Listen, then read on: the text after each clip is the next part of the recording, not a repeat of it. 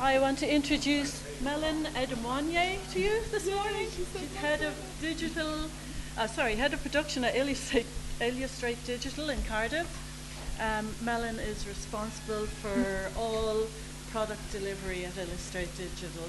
Originally from Turkey, she is passionate about food and cooking, and recently has been very busy with Creative Mornings and Creative Digital Design Festival. Yeah. So I give you Melon. Looking forward to her talking as well. Hello everyone, thank you all for coming. And obviously thank you for the, Leslie's gone, introduction. So just to introduce myself quickly, I'm Melon Edmonye. I'm a designer. I am obviously very fond of building communities and of course being part of communities. So I've always been interested in creating these places, spaces and facilitating these connections for people. So I explored this passion of mine by running a monthly event called Creative Mornings, like Leslie mentioned. And of course this is also why I love WordCamps and the WordPress community. My current role is head of production at Illustrate. So just to talk about Illustrate real quickly, Illustrate is a bunch of smart, caring, weird, fun or funny, you may say, people who makes websites only on WordPress, obviously. And I've joined Illustrate 6 years ago. Absolutely love working with these guys, and they seem to kind of enjoy working with me, which is weird, but they do. And if you want more info, obviously go to our website, so I won't bore you with that anymore. So we can start the talk with a quick history of UX. So I'm wondering how many designers we have in the room. Nice, great, okay. How about developers? Almost that. You're a designer and a developer. Yeah? Nice. Yeah. What about managers? Yeah. Directors, managers. Okay, great. It's a nice mix. So I want to give a bit of history of UX because I want to make sure that we are all on the same page. Also, I feel that if we can start relating to it better and get into the thinking, we can sell it better to our clients, and we can also make better UX hires and hopefully keep a more observant eye on it. So, can you guess how far UX design goes back? In, UX thinking, anybody? In digital or in life? In life, just in the world, in Earth.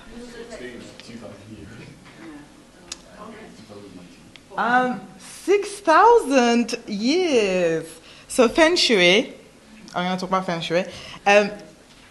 Feng Shui claims to use energy to harmonize energy forces to harmonize individuals with their surrounding environments. Literally translates as wind and water.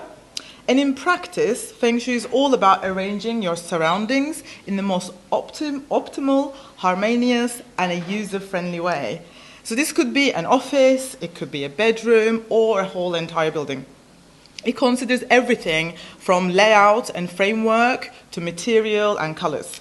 Just like an interior designer might arrange the furniture in a way that makes it easy for people to navigate in a room, a UX designer would apply certain principles in designing a website or a mobile app or software. Basically, the aim is the same. It is to create an intuitive, user-friendly experience. So from this perspective, we could say that Feng Shui was one of the earliest mindsets of user experience. Bit more history. 5th century BC, Greek civilizations designed their tools and workplaces based on ergonomic principles. So according to I'm going to read this. According to the International Ergonomics Association, ergonomics is the scientific discipline concerned with the understanding of interactions among humans and other elements of a system, and the profession that applies theory, principles, data, and methods to design and optimize human well-being and overall system performance. So a really strong example from ancient Greeks for this is the way Hippocrates, if I want to be Greek, described how surgeons' workplace should be set up. This is brilliant, right? The surgeon may stand or be seated in a posture comfortable for him, and the arrangement of tools, they must be positioned in such a way as not to obstruct the surgeon and also be within easy reach when required. So the fact that he's actually put this thought into and writing this as a rule sounds a lot like UX design, right? Or UX design thinking. So the thinking is there. Sorry, it was there, guys, if you want to take a picture now. I'm a little bit late. Early 1900s. Frederick Winslow Taylor was a mechanical engineer and pioneer of Taylorism. Has anyone heard of Taylorism? Okay, that's good, because that's what I'm here. Taylor was interested in making human labor more efficient, so he conducted an extensive research into the interactions between workers and their tools. So in 1911, he wrote The Principles of Scientific Management, in which he says systematic management is the solution to inefficiency. Although Taylorism was criticized at the time for its machine-like approach to humans, and the focus on optimizing the relationship between humans and their tools, but yet still it's a lot like the principles, key principles of UX design. Toyota, I'm sure you've heard of Toyota's amazing production system. So the 40s, they developed their famous human-centered system, and this was based on respect for people and creating the optimal working environment for them. So there's a few things that's really important about it. One of them is the input that was considered crucial was that it was encouraging for the users or the workers to be active. So basically, it was the first great example of usability testing. The factory workers could pull the cord to stop the production line if they had feedback or suggestions. And that obviously improved the quality of the production. So, no matter how advanced the technology is, its value, something is not working, but I'll carry on. Its value is limited to its usability, basically. My screen is not syncing, Leon. Should we just start again and see how that works?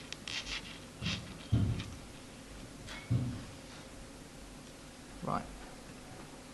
Sorry. Let's see if it's going to work now. No?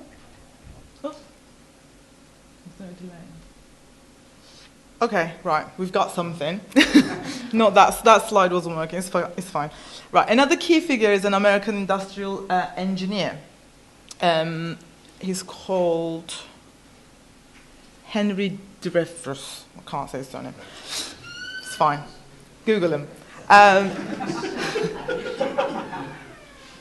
So he's famous for designing and improving the usability of some of the most iconic products, like the Hoover vacuums cleaners and the tabletop telephones, the Royal Typewriter companies, a special model for a typewriter.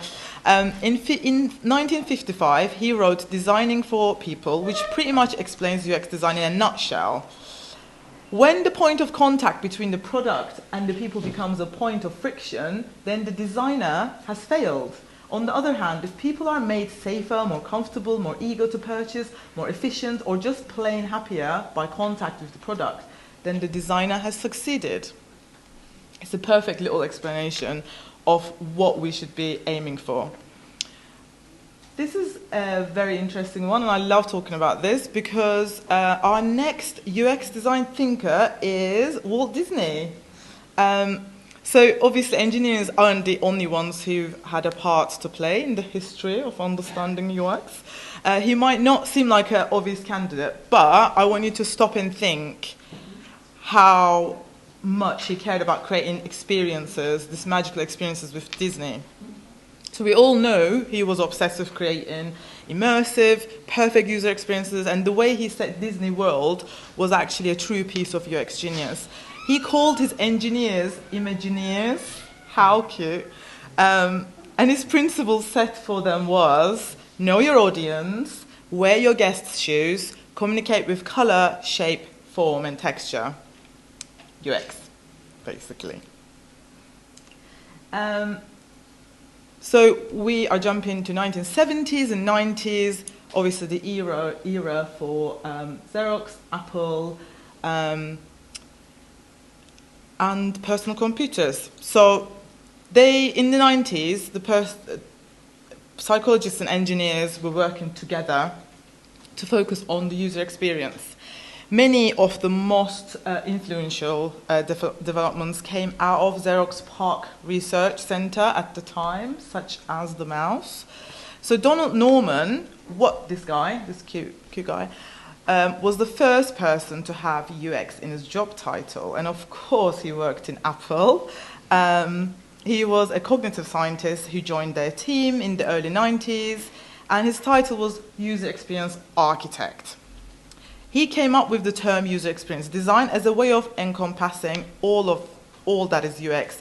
As he explains, so he invented the term. I love this. I invented the term because I thought human interface and usability were too narrow.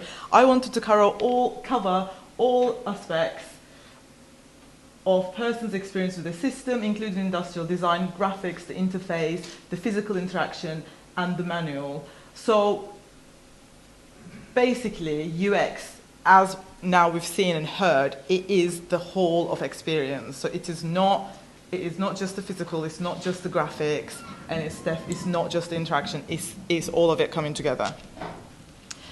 What is UX today, I hear you ask? Are you, yeah? Okay. So, the way user experience the product, a service, and a space. UX refers to overall experience that a user is interacting with a product or a service in a given environment. So it can be anything that can be experienced, and anything that can be experienced can be designed. That could be packaging of a toothbrush to wheels of a chair, so anything. Most importantly, I want you to know that UX isn't just for the end user. UX is a way of thinking for us to help the user, so UX design isn't limited to the digital space. The users are in a physical place or space, and they have physical conditions, and so it is the UX designer's job to consider those. Which brings us to accessibility. Hopefully you've all watched Maya's talk. And easy navigations, good use of colors. All of these are physical experiences that we are creating through digital. So what is changing? In order for humans to make the most out of complex systems like websites and computer programs or any product, we, the designers, had to think about how people interact with those same products, right? And to look for ways to make those interactions more intuitive and more straightforward and easy. Remember, UX design isn't limited to digital products. So for me, the change is obviously mostly within the power of WordPress. We're also now thinking about the teams who uses and manages the content of the websites that we build and their experiences too. So we aren't just designing for our clients and their audience, the end user, but we also design and work for our clients' experiences and making their experience of managing their sites better. And how do we achieve this? And what changes if we start thinking in blocks? Definitely more planning. A lot more planning. So the web is all about efficiency. And of course, this requires planning. At Illustrate, we find that planning for blocks take more time. It does sound like it should be easier, but it does take more time because our process usually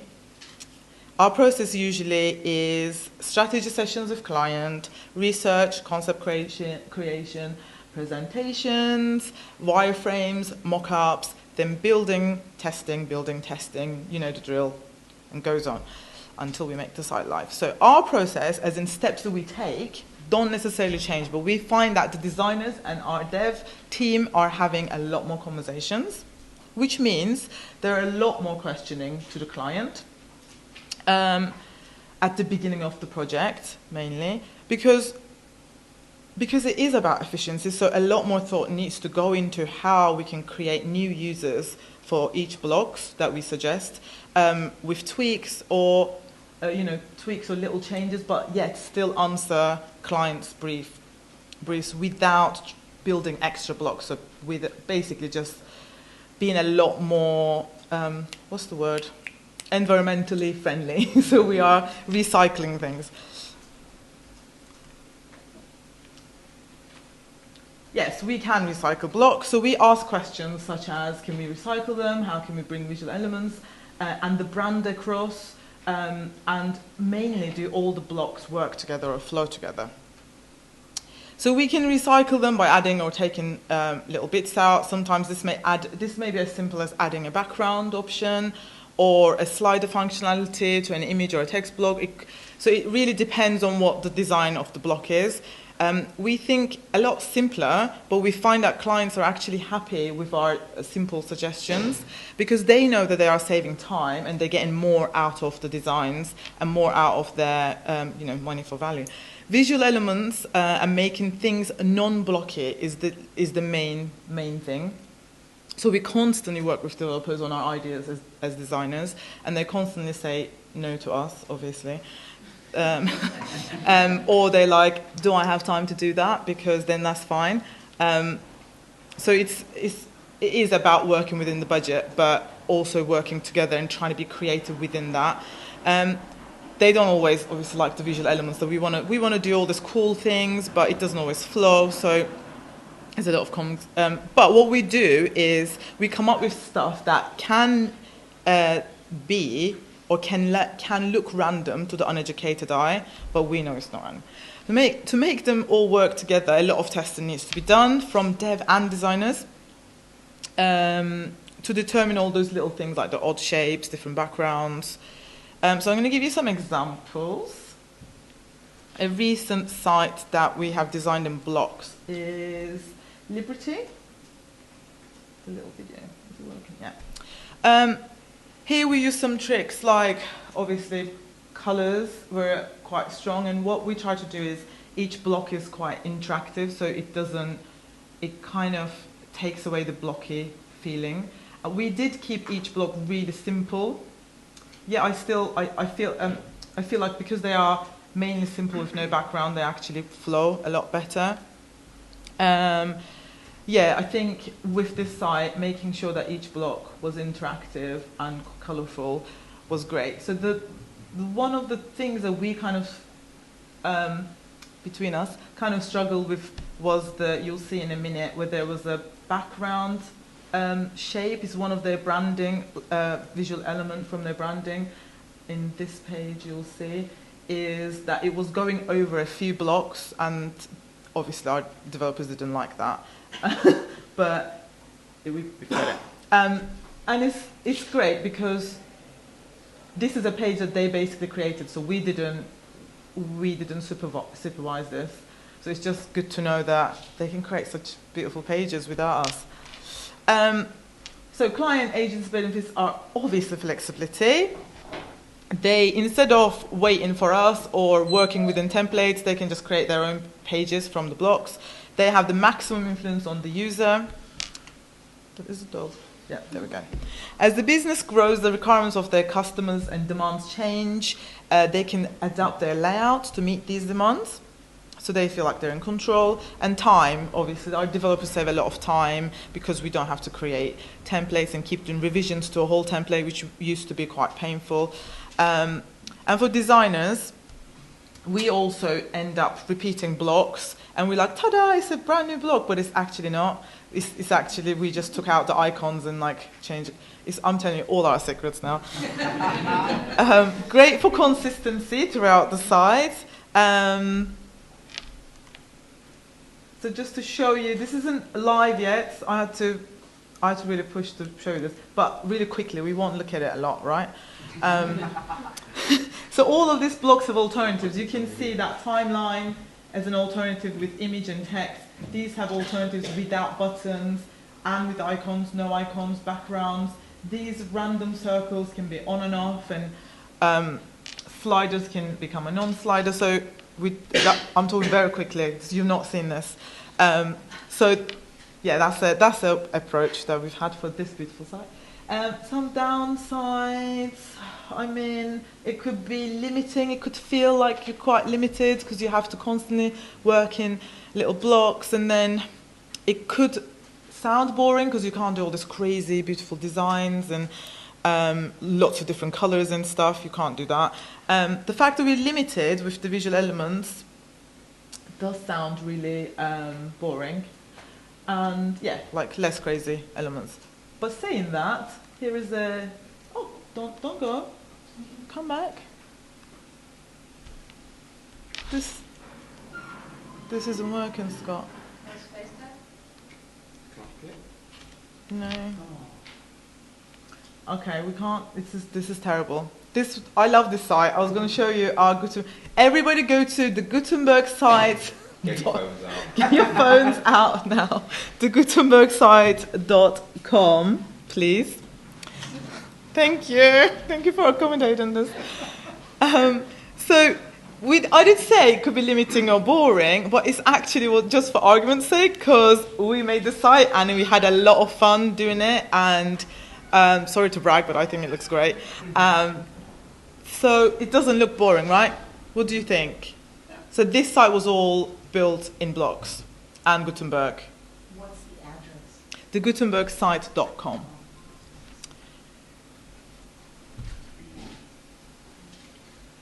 I know, I can see your faces, I like it. Also, if you are looking for any resources, we basically built this as a passion project. This isn't a client work. We've done this because we've been going to WordCamps and we've realized there's been a lot of that. Oh, cool, someone's watching a video.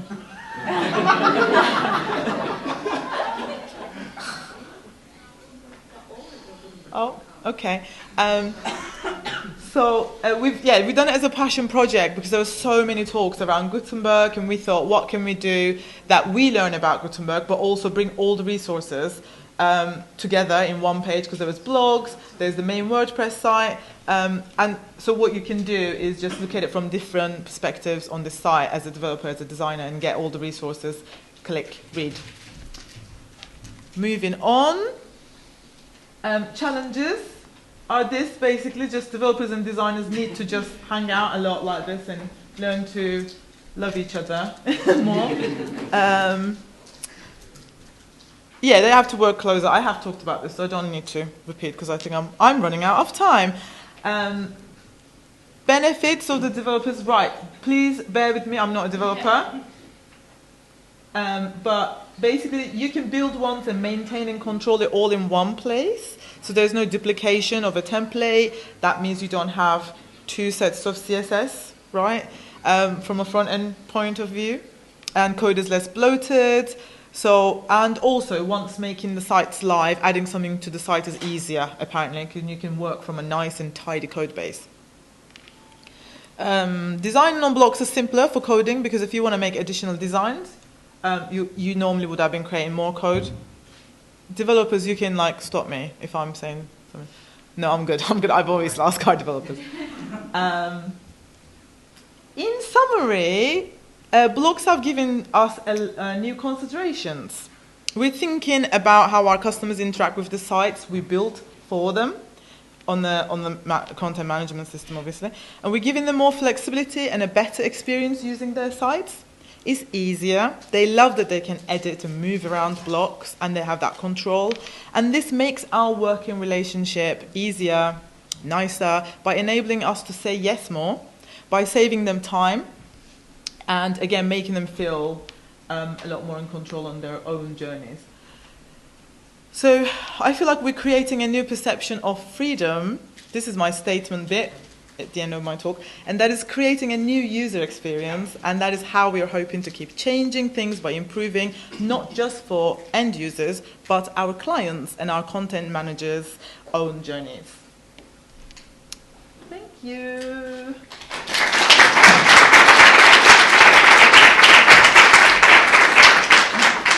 That's really interesting. Okay. Love that one. Do we have Nice. questions? Yeah, we do. Okay. Yeah. Oh, wow. Surprise, surprise. Yes. That one beautiful website, the Dubin website. Yes.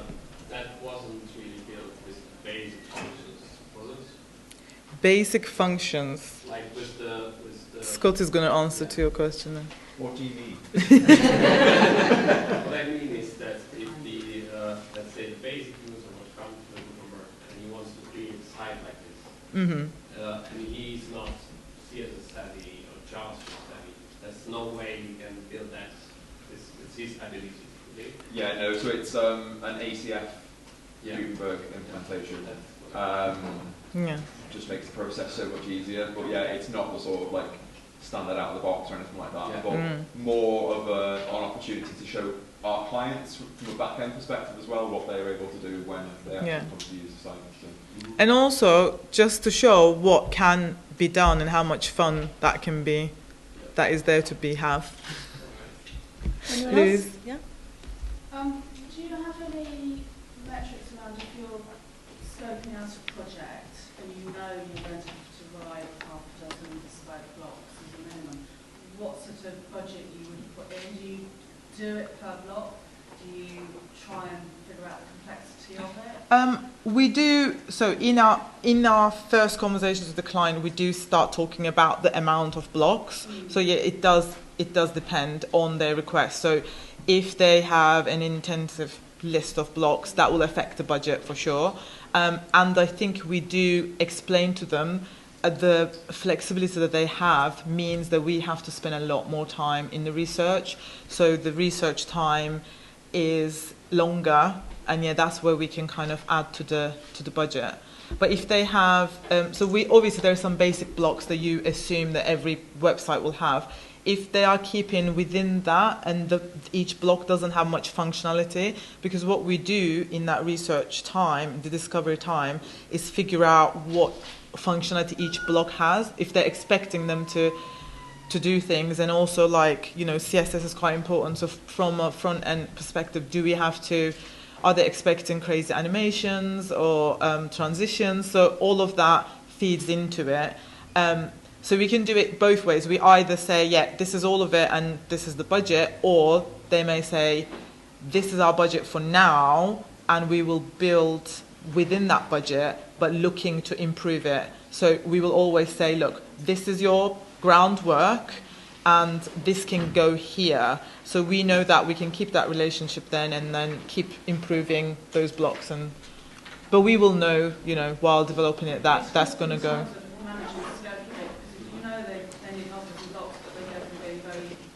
Straightforward to suddenly having, as you say, lots of crazy animations Yeah. and transitions. Yeah. Actually, to the client, they may Yeah. they're trying to figure out. You have to keep having those conversations. So each step that we show them stuff, and we sometimes come up with ideas and we think they're great, but we know that's going to add to the cost. Yeah. So it's about selling them that as well in each step. Be more flexible. Time for one more. Can you tell us more about the design workflow and if that changes after you implement this block system? Do you usually like view the whole pages and then identify the blocks, or do you like design all the blocks separately and then apply them to the final interface, like Atomic? Or Yeah. So we have, first of all, we create a concept. So we have an idea of what sort of a feel that we're looking for. So like, do we want it really spaced out? Do we need a colourful? Like, what's the role of the colours are going to be? Imagery. So we have an idea, and then we moved on to functions and like go into more detailed. Then we will think about each block, and we start actually writing the functionalities as we are designing then. And like I said, we're literally talking to the developer at all times. So we will have an idea of, like, say, having a tab system or sliders in a really different way, like the Gutenberg side where it like scrolls, but it's actually not scroll, you know, all of that. We will have to have discussions for non-straightforward ones and actually document them. So there's a lot more documentation now at the beginning of the project. While as I think before we would design it and then start the documentation and we will have a handover. Now the handover is a bit more blurry because we actually do the whole process together and document it as we're designing. Lynn, will you be in support? Yes, I think I have to, don't I? Okay, so if there's further questions, Millen will go down to the support room for a little while, and you're around anyway, aren't yes, you? Yeah. So thank you very much. It was a very Thank interesting you. topic. And next up we have our next speaker, Arunas, on the very large side of WordPress, and in the other room we see Chris Brosnan scaling effectively with WordPress. Okay?